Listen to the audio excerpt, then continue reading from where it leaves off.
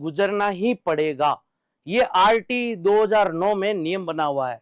देखो आरटी 2009 में क्या है, थर्ड ग्रेड शिक्षक भर्ती के लिए पात्रता परीक्षा जरूरी है। अब सरकार इस पात्रता परीक्षा में संशोधन करते हुए केवल इस एक परीक्षा से ही मेरिट बना सकती है, लेकिन ये परीक्षा करवानी जरूरी है। पूरे भारत में लागू है, प्रत्येक राज्य में लागू है, और ये पात्रता जो होगी वो सीटेट पर आधारित होगी, लेकिन केवल इस पात्रता परीक्षा के आधार पर ही मेरिट नहीं बना सकती। अब सरकार यदि एक पेपर करवाती है तो इस पेपर के और साथ में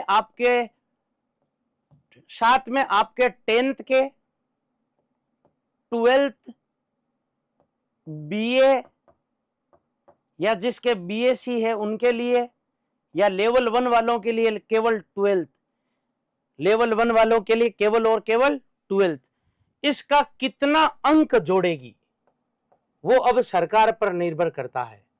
इसके कितने अंक जोड़ना पड़ेगा, कुल मिलाकर एक पेपर प्लस आपका जो रहेगा, एक पेपर प्लस सरकार चाहती है तो 10th के, सरकार चाहती है तो 12th के, सरकार चाहती है तो बीए के, और चाहती है तो इन तीनों के, इनके अंक भी जोड़ने पड़ेंगे।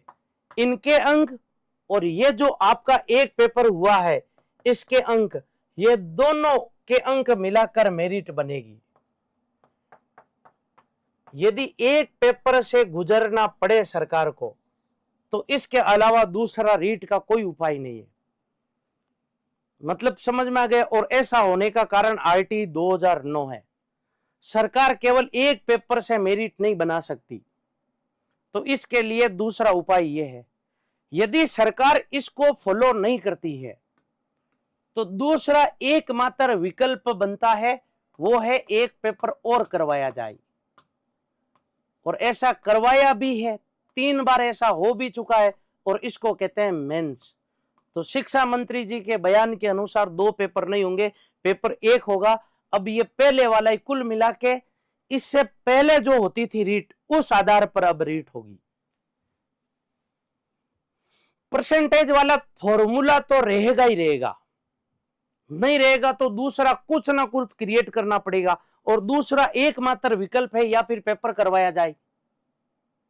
केवल इसके आधार पर मेरिट नहीं बना सकती कोई भी राज्य सरकार। थर्ड ग्रेड के लिए यह आरटी 2009 का नियम है।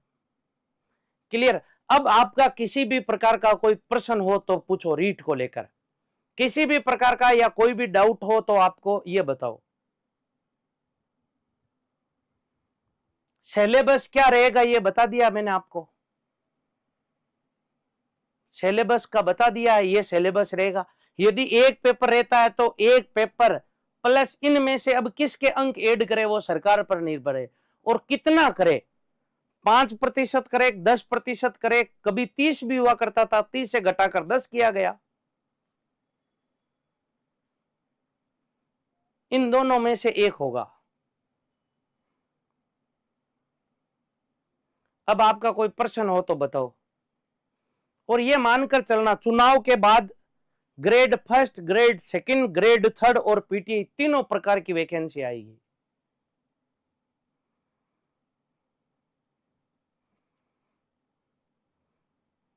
ओल्ड सर्टिफिकेट का क्या रहेगा, कुछ नहीं रहेगा भाई, उसका अपने पास में सुरक्षित रखो उसको।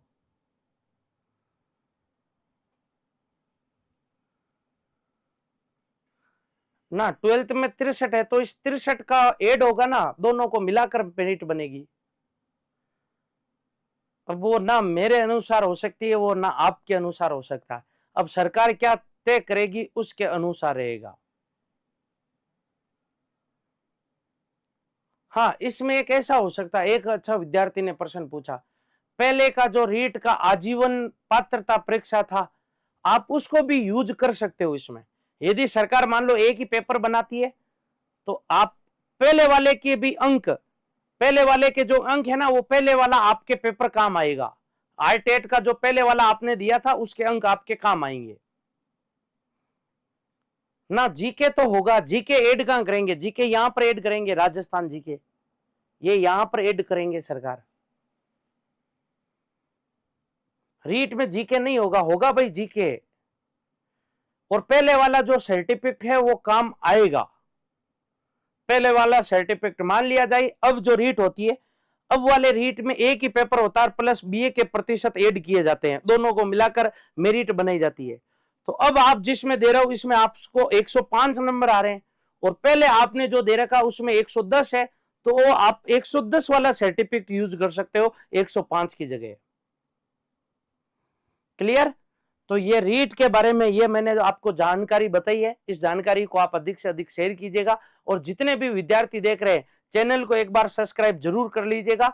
और इसके बारे में किसी भी प्रकार का कोई प्रश्न हो तो कमेंट बॉक्स में लिखकर जरूर भेजिएगा। नमस्कार, हम फिर मिलते हैं।